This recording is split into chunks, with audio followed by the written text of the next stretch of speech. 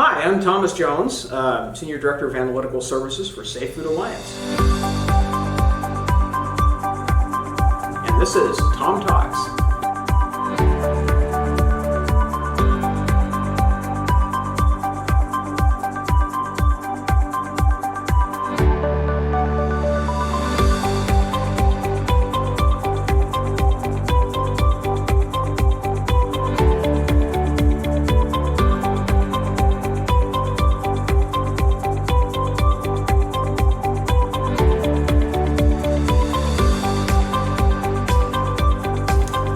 How do you choose a third-party lab? I think the simplest thing to say is find somebody that you trust and you know that they're doing a good job. Some things to look for, of course, are things like accreditations, making sure that they're using valid methods, but also that sense of trust in the sense of can I come by and visit? Can I see what they do with my sample? These are just common basic things that should be open to any customer. That's how we operate our laboratories. If a customer wants to come by and see us test their product, they're more than welcome to. So trust is a critical thing. So a method that's approved or accredited or official basically has gone through a rigorous process to see how well it performs against other known standard methods in a variety of different types of food products. How effective is it at getting the target analyte, whether that's a pesticide or a microbe, and being able to identify it reliably and repeatedly.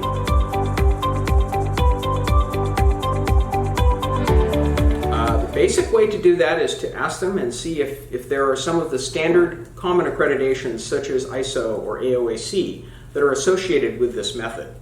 And again, if you go and visit your laboratory, you can certainly ask to see what they do and what their accreditation process is.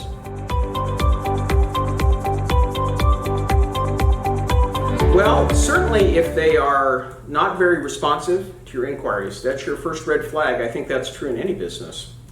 If someone is not returning your calls or giving you kind of vague or evasive answers, you might want to ask some more questions. Another thing is you should be able to readily find out whether or not they have the appropriate accreditations or not by looking on their website or asking them. Most of us in the lab world put that stuff on our websites. We have it readily available to people. It should also list with their accreditations what their methods are, and it should have further information on their test reports as well. So often the test report should tell you what the method is.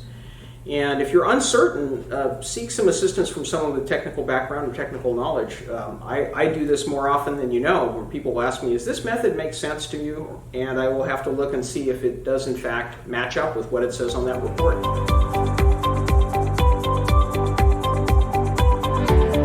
Yeah, I mean, the risk is certainly that you missed something or that you have an incorrect result that's either going to result in an angry customer or a product recall or, heaven forbid, have someone ill or injured by that product. So it's very important.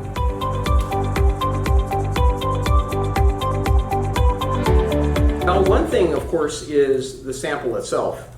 Samples vary quite a bit. And certainly when it's something that's not flowable, I mean something like a milk or a liquid, it's more easy to homogenize that and get a uniform sample. But when you're dealing with something like tree nuts, for example, each nut is its own story, chemically and biologically. So unless you have a very thoroughly homogenized prepped sample, like you're doing a proficiency series across a bunch of different labs, you're going to get variation because there were literally different nuts tested in each of the two labs.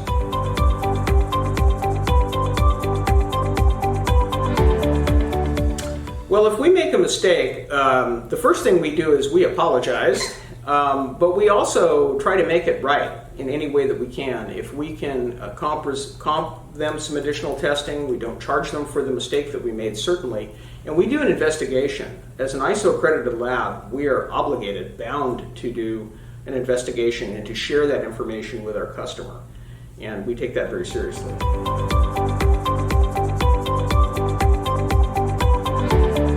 Absolutely. That's exactly what that is sharing the corrective action information that comes with that. Because many of our clients are often clients of our certification bodies. And so we know that they have their own corrective action process as accredited facilities.